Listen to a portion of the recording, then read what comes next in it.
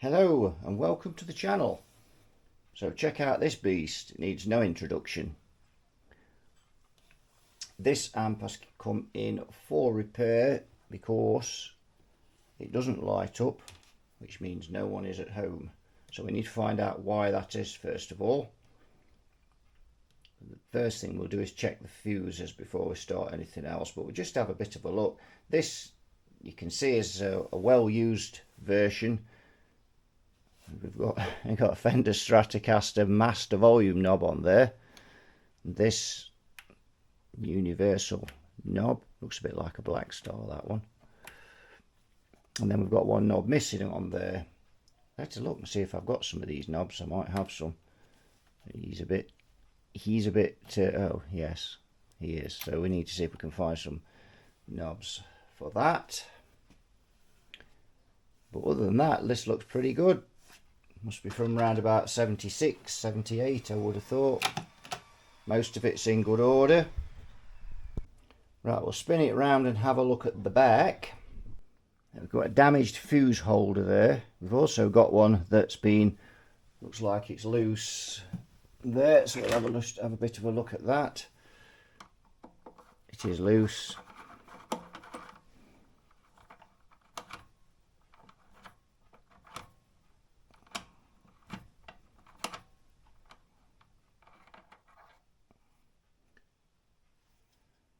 And that isn't, well, that doesn't appear to be blown, but we will have to test it to see. Yep, that's a good fuse, albeit a little corroded, so I think we'll probably have a new one. Fuse holders on the back, it's very easy to over tighten them, and this one is damaged. You can see here we may not get that one out, which means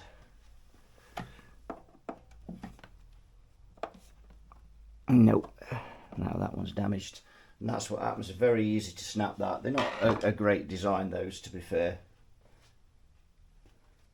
If you don't use a really big screwdriver and take your time, they just end up getting broken, which is what's happened to that one. I don't think we'll be able to get that out. That may require a new fuse holder. Well, it will anyway. No, can't even get hold of it with those. No, so that's all over. Before we start, let's have the lid off the back. I think that's still slightly in there. Oh, there we go. So 50 watt. Those tubes don't look that old at a glance.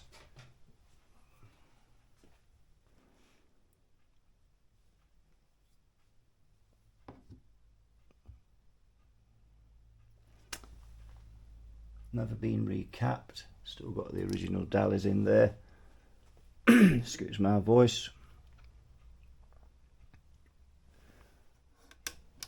And these, I don't feel like they've never been off, but they must be. Mazda blueprints, 12AX7, ECC83, nice tubes.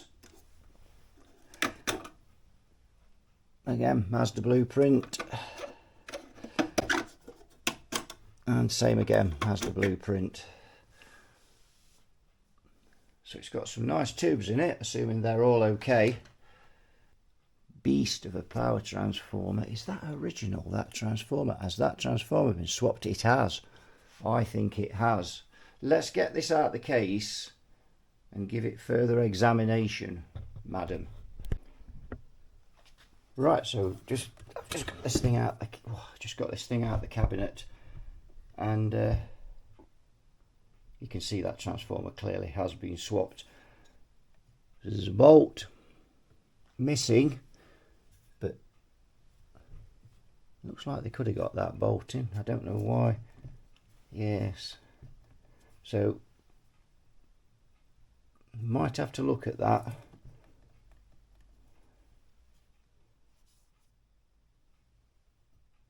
But you can see it looks like on here we've got some real burnt offerings. So it looks like the previous transformer said good night. We need to see how that's being put on there. Is that original? That looks original. The output transform. Oh.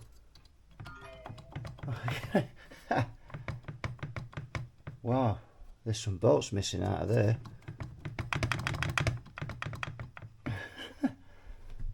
They must be missing years.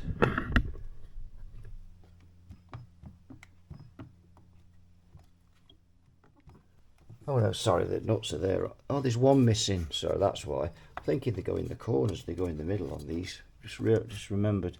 Yes, we've got a bolt missing there. Just the why is all the middle? Oh yeah, because it was. Oh, so we need to do something with that as well. That's not very good. And the other one's loose. In fact, it's that I can just, you can see that you perhaps can't, because just come bring you around the other side. You can probably see a bit better then. Just come round to this one. Look, you can see I can turn it with my finger. It's a whole thing. So we'll sort that out as well. In fact, we might just have to. I think I'm just going to knit that one up before we start doing anything with this amp.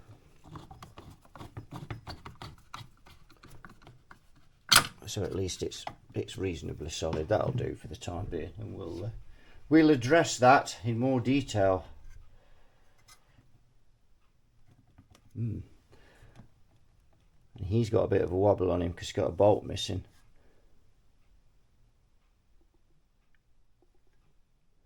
So I'm not quite sure why they didn't put that bolt in, because if you loosen these and move it that way, but then again I didn't fit it, maybe it won't go that way. I don't know, whatever, we'll have to have a look. So 15th of the 3rd 78. It is nice when these paper labels are still on these amps after all these years. 78. I'm sure those caps have a date of 75. Be quiet, dregs, we're busy. First thing we need to do then is test across that HT fuse, don't we, and see if it's blown. So obviously this wiring is different because, so let's check that.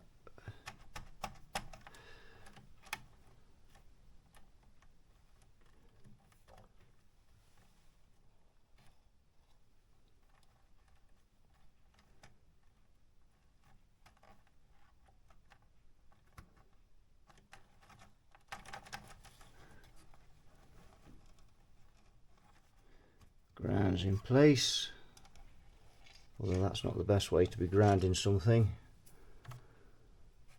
but that's how they did it in those days.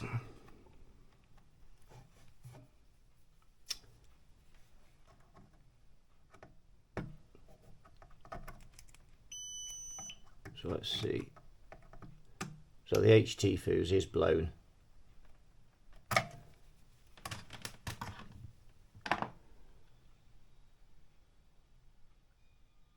Definitely. Let's have a look at this power transformer then.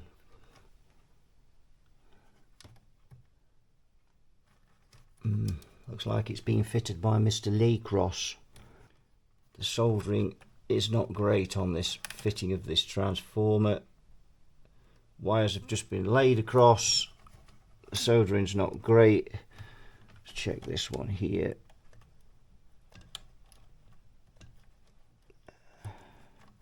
They're on there, but it's not fantastic. I think we need to take a look at this whole thing, the way this was fitted. What's going on there? So that's been, has that been joined? Because these aren't original. Now I put my bigger glasses on, I can actually see it'd normally have these type of capacitors in there, such as that one. So those have been swapped. So has this amp been modded as well? Or has someone just changed those? I don't know. So yeah, at first glance, but now I've put these glasses on, I can see it looks like this work's been done a long time ago. But here you can see this wire here that they've put on, and again they've just laid it at the side there and just tacked it on. It really is not good, that. I mean, it's on there, it's just this is a class amp. You know, if you're going to do this, do it right. But other than that, we can tidy all that up anyway. It's no big deal. I'm just going to take up, just redo all those. It's mine now because I've opened it up, so that I can't leave that. I don't want anybody thinking I've done that. So unfortunately, that is for me. In my, I don't know about. I mean, everybody is different, but for me, once I open it up, it becomes mine. So I need to put all that right. I can't leave that like that. So yeah, it just needs a tidy up really. The transformer's fitted, it just needs tidying up and doing properly. Just the connections. And then we need to look at that bolt, and actually you can see there, if we're looking inside now on here, you can see that there, you can see that bolt doesn't quite line up. No star washers on the transformer though, that is a bit naughty. You really do need star washers on there. And aren't the nuts in upside down? Yes, they are. I've just realised the nuts are upside down. The screw heads should be at we should be looking at the nuts, not the screw heads. But why has it blown that fuse? And the problem is, I can't get into that fuse holder to have a look at that fuse, because you know, sometimes you look at them and they're just slightly blown, and then other times they're just completely obliterated. And when you see them obliterated and all black inside, that usually tells you that something's major.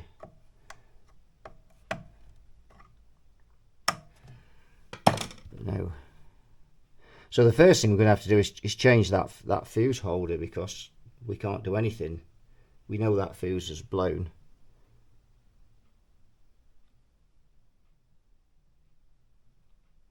Got an odd screw there as well. Oh dear, they've had that. Yeah, God, everything's loose, man. They say there's no star washers on everything. That's why that don't even fit in. It's too small for the threads. It's just been placed in there. Dear, oh dear. We'll have to sort that out as well, won't we? There's a lot of nuts and bolts loose and things on this. We'll have to go through it and check them all. It just makes me laugh. That's why I bother, even if it's not and they've put what they've done. They've put a nut underneath that bolt, so from the naked eye it looks like it's actually fastened in, because the nut's nice and tight, but the bolt just lifts up. It's just placed inside that thing. So probably hoping the customer won't notice there's a bolt. He's put, you know, there's a bolt missing. Don't know, who knows. So there we go. So the first thing is we best get onto that fuse, hadn't we, and change that. Right, I've fitted the fuse holder, and we're now going to power this up. I've tested the windings on the transformer, all of them, all the tappets on the transformer, on the power transformer. I have tested the capacitors, and they test really good. So I don't see any reason to change those. So I don't think the power transformer is the problem on this amplifier. The wiring of it leaves a lot to be desired, but we can clean that up, no problem. That noise, by the way, is the dog eating its dinner. He knows I'm filming again, so he's decided to come and eat his dinner. Right, we're rigged up and we're ready to go. I've dimmed the lights a bit so you can see the oscilloscope there. Just going to use this handheld one. One of these tubes is a bit cold compared to the other one. So we've got 156 volts going into this now from the power, and it's drawing 140 milliamps. Right, we should have more voltage now, and I've gone up to 215 there, and you can see we just changed a bulb in the current limiter because it's a double bulb one that. So I've got 230 milliamps. I've got 210 volts on this now. It's gone down to. So we need to keep an eye on this current limiter bulb and this, you can't see it, but I've got a readout on here. Let's see if one of these tubes is running away. Right, let's just probe some of this wiring. Oh, there we go. What's going on there? Straight. Wow, that's all over the place. So I think this socket on the back is suspect. This main voltage selector. So that's the first problem. It bemuses me how you could let that go out like that. We've got a pin almost touching another pin there. Dear oh dear. So we need that we need to switch off, and we need to address that before we lose this transformer. Although we have got the current limiter on it. You can see this is not.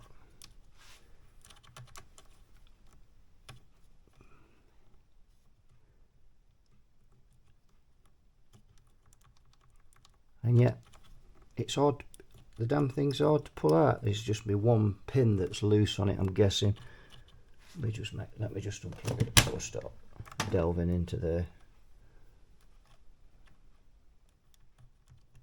Let's just check these capacitors have discharged. So not only has this amplifier been to Mr. Laycross's, it's now starting to look like that it's also been to Billy Bodge's. The more I seem to delve into this amp, more problems I am finding. And there's still 107 volts that's just spied in there. Yeah, 108 volts. You got to be careful when you're probing.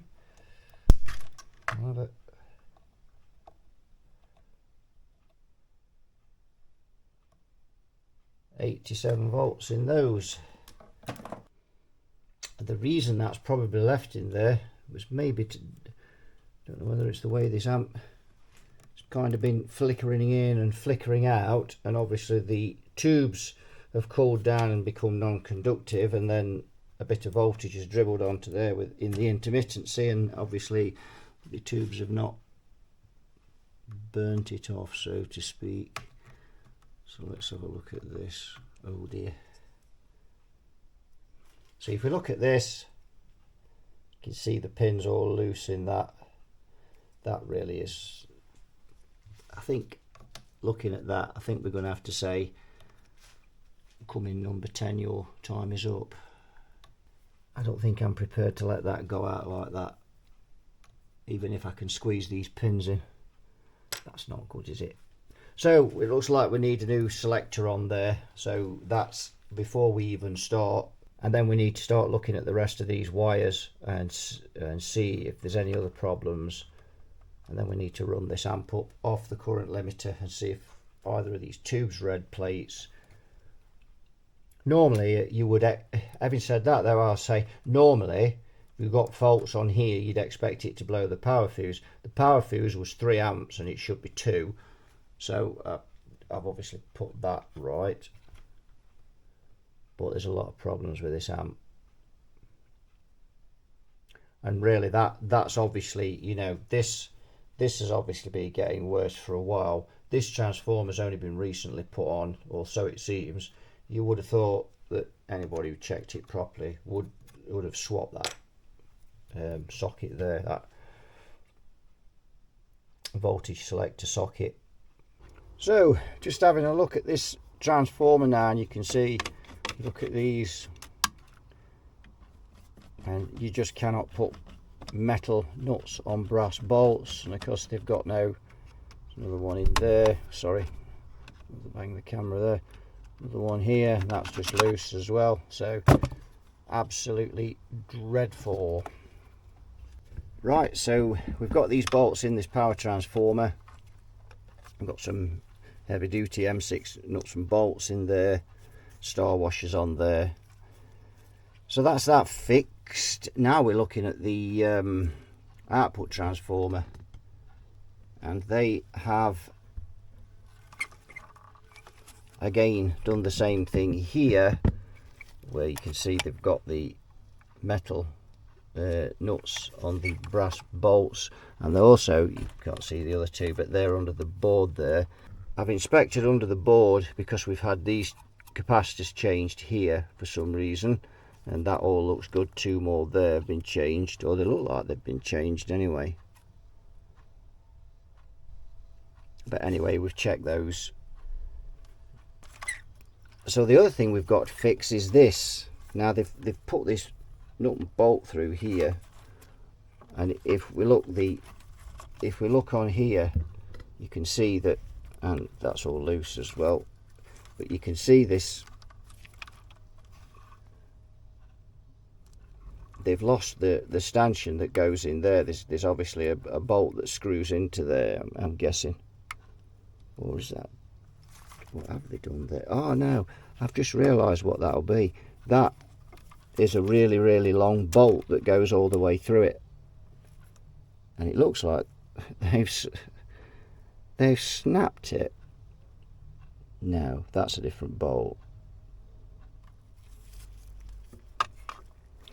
Yep, that's a different bolt. So they've lost that bolt, or that bolt's for falling out, come loose, and they've just, which you'd expect it would still be inside the amp, wouldn't you? But they've obviously, I don't know, whatever's happened anyway. And that there's a like a C-clip on there or something, and that shouldn't, not a C-clip, but that type of clip that holds the threads, that shouldn't be there either. So that's a bit of a botch up to sort out as well. And it just goes on and on. You just keep finding things that they've botched up. It's just and that, you know, this is the same person that's done this wiring. You know, when you look at the way they put the bolts in, it's an attitude thing. You know, you're looking at this wiring, this amp's blowing the HT fuse, this wiring is all over the place. And of course, to fit this transformer properly, you've got to take the HT switch out there, which obviously they're not bothered to do. They just put those, and this is why none of the nuts and bolts are tight, because to do this, it took, you know, it takes time to get these tight and right. You need, you know, you need long extensions on the socket, on the wrench for the sockets, because you've got to get past the transformer. You need long screwdrivers, and you know, they've obviously not had the tools to do this, so they've just thought, oh, we'll stick these nuts on. They've not tightened up, and they know they're not tight enough, and if they don't, then they shouldn't be repairing it. And that again brings you down to the fact that if you can't be bothered to even secure the damn thing with 4 nuts and bolts, would you have any faith in them wiring it up? Not really. So we've got all the nuts and bolts done now. So let's just have a look. We looked at the transformer. We've got the output transformer bolts back in, and we've repaired this stanchion here now, so that's nice and solid. So I've been looking at this wiring, and I've had to check out all the tap-ins on here, making sure we get the right one, because we need the 241.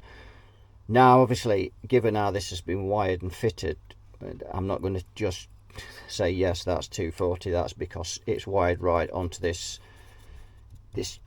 socket here, this Dufra voltage selector. So I've rechecked all the tap-ins. The black wire is 110 volts, and what they've done with that, it had been wired to here, but somehow there was another wire going back to this switch. We don't quite know what that was about, and that was on the neutral side of the switch. Let's look at it. These two terminals they're not connected inside the switch when you switch the switch down, but that could have been, well, words fail me. But anyway, orange is 240 volts, so you can see we're beginning to tidy this mess up now. So black and yellow, what I've done is I shrink tube them, and then I put a tie wrap on each one of them to make sure that tubing doesn't come off, and then I've put a second tube over, shrink tubing over both of them, and I've shrunk that around the tie wraps, and that's made it so it'll never come off. And then obviously the ends, we pinch them with the pliers and seal them, and then I've folded them away down there in the corner, and that's probably the best we can do with that.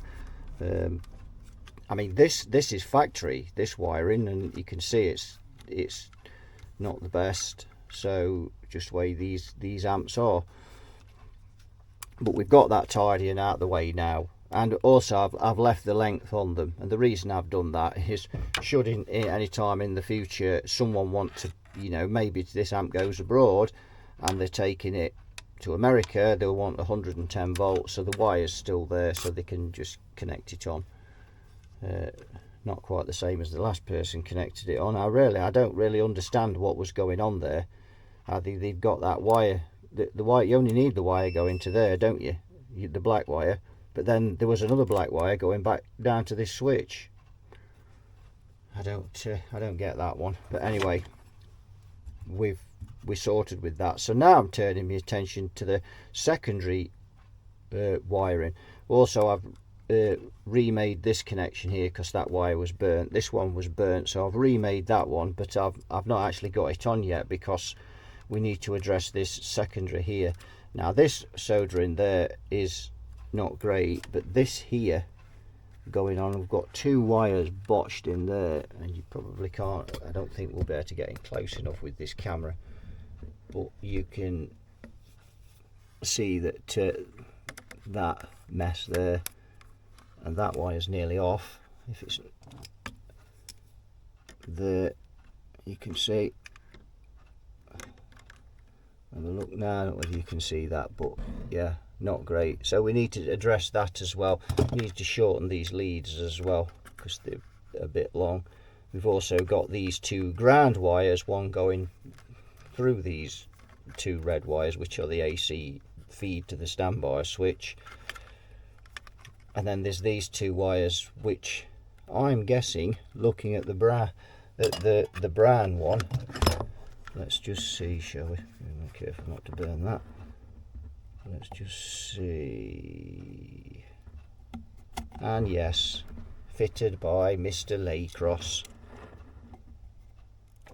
Both of those, and that one just came off at nothing. Look. So yeah, just pull that back so it's in focus. So yeah, you can see those. Not great. All you got to do is wrap them round a few, you know, 2 or 3 times and connect it onto there.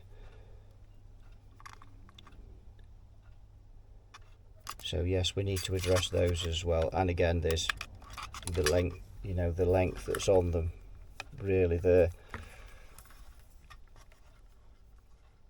It's not, we need to get that down flat there.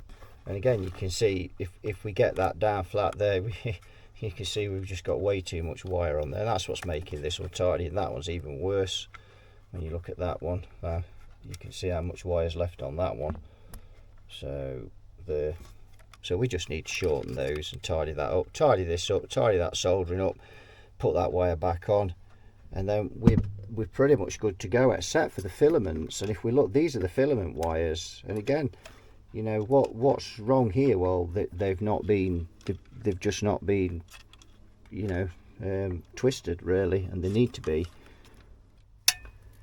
Right, we've got these wires off this switch, and you can see again they were just laid across, and look at that state of that.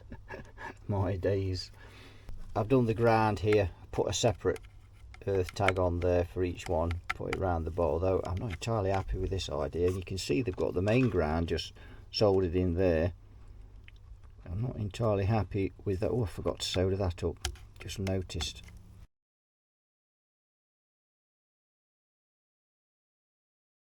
So we need to shorten these and get them tucked in properly, sort this wire out. I'm just going to check on the schematic that does go where I've just taken it from, and that should leave things pretty tidy, apart from the filament part here we need to address. Once that's down there, you can see I've tidied all these wires up here.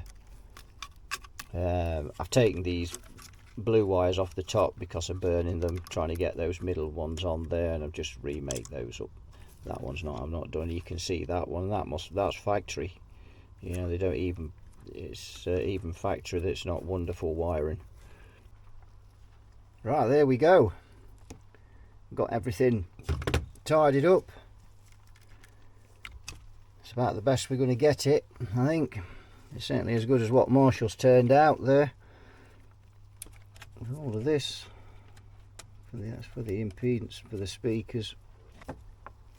So there we go. So we've got those extra tap-ins there that we're not using, neatly tucked away and well isolated.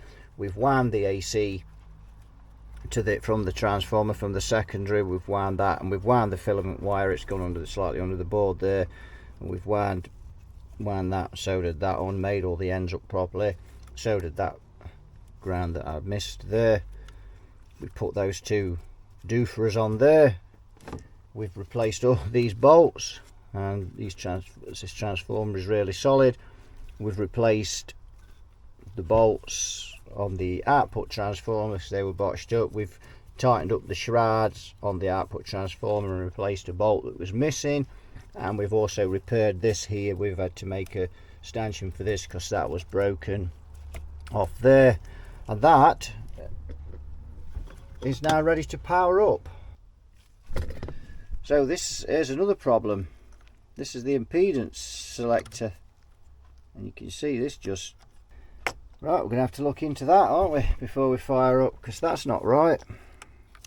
So there we go. We've got this open, and looks like we can nip the pins up and put it back together.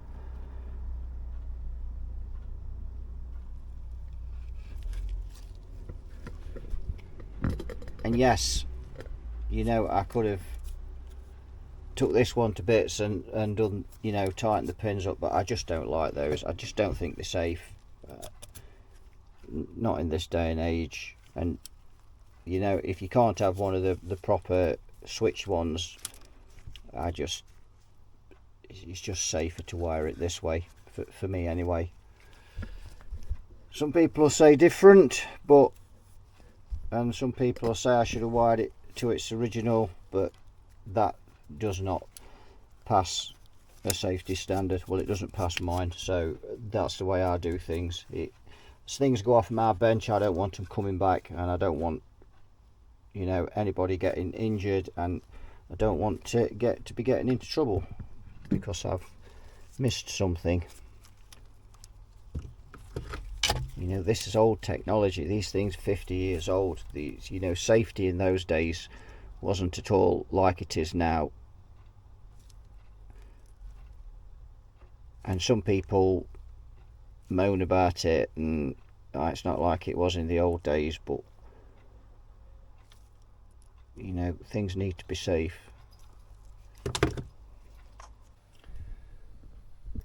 Right, so I've got this on the bench after we've done all this wiring work. We got tube red plating.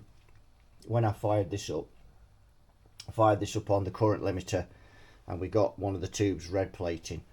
The other tube doesn't work properly either, but the biggest, and these tubes have been destroyed by being over biased, and the reason for that is that one, the bias was turned up quite high, and two, they had it on the wrong tapping on the transformer, and at idle we'd got a whopping 480 volts. Now these amps had a low plate voltage. Generally they were under 400 volts, somewhere around about 360, something like that, 360, 370. So I actually had this amp on the wrong tapping as well, which was the same tapping they'd connected up to the 240. But I tested all these tappings, and the orange wire that had the least voltage of all these three tappings. But when this amp is actually run up to full voltage, there's lots more voltage on the orange wire than the yellow wire. Remember, they've got the wiring diagram for this. I don't have one. So I've just gone. Now, as I say, I tested that at a low voltage because I've got all this. I'm not running like 240 volts primary through secondaries when I've got wires all disconnected everywhere. So I just did it at a low voltage. But for some reason, those tests showed that the orange wire was 240. But now this amp's back together and running, it's actually yellow that's wired. Is the 240 tapping. I've now got this on the right tapping, And obviously I'm trial and error with this, because, and this is why I've had it on the current limiter, checking everything, because it, you know, I've no idea what they've done here. I've no idea what these wires are, so I've had to just test and test and test till I'm 100% thorough that I've got it right, which I now have. So because they used the 230 or 220, whichever it was, we had 480 plate volts idle, but the bias was turned quite high up on the trim part. Those tubes were running at 27 watts idle, which is why they've not lasted, because of course once you start rocking out on this amp, those tubes are just going to bake. Right, we've got the new tubes in, and we've biased this amp at about 15 watts, and I've actually biased it on the scope, but I've just checked it, so it's come out around about 15 watts, and that's where we're going to leave this one. So that's all done now. Finally got there with this in the end. It's been a bit of a struggle, but we've had to tread carefully with it, because because of all this bad wiring. So now my attention's turning to this pot, which I need to look at, which seems to be damaged, so that's the next thing. Right, we've finally got this thing done, and boy, this thing has been a nightmare. We found some knobs for it. They're off a WEM Dominator. They don't quite match, but they're certainly a lot better than the knobs that was on it. Managed to repair that pot. It just, the clips had just got pushed off, so just squeezed them back in and got it all back together, so we've repaired that as well. So we're all pretty good to go now. So we'll have a listen.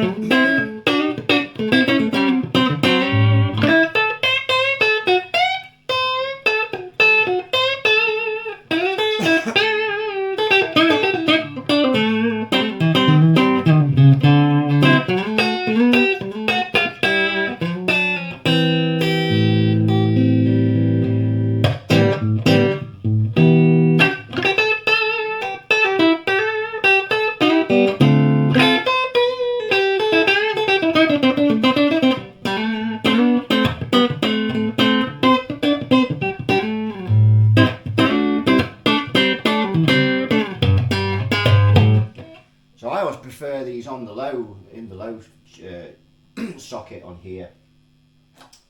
I just find these way too bright in the high setting. Let's see what the overdrive's like on it.